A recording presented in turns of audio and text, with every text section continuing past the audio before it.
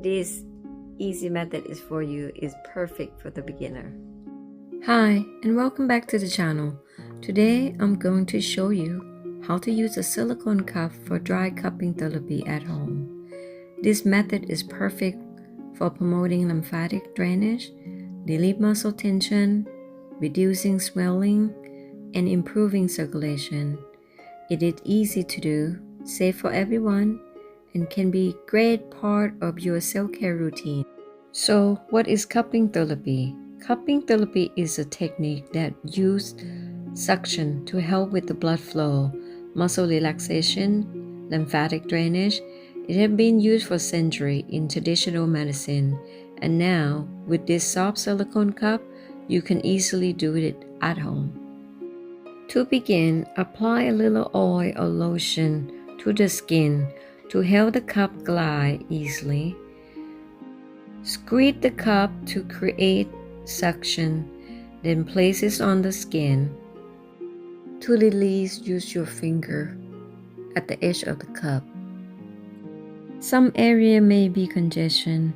Leave the cup there for a few minutes. If you are focusing on lymphatic drainage, use light pressure. Lift first and move the cup, gently stroke to nearest lymph node. For more muscular tension and circulation, you can use more suction. Leave the cup over the tension area for 3 to 5 minutes. This would help relax the tight muscle and improve blood flow. Now for a quick tips and safety. Always lift before move the cup, add some more oil, and keep the cup there for a few minutes. Cup kiss is a temporary circle mark that appears on the skin after using cupping therapy.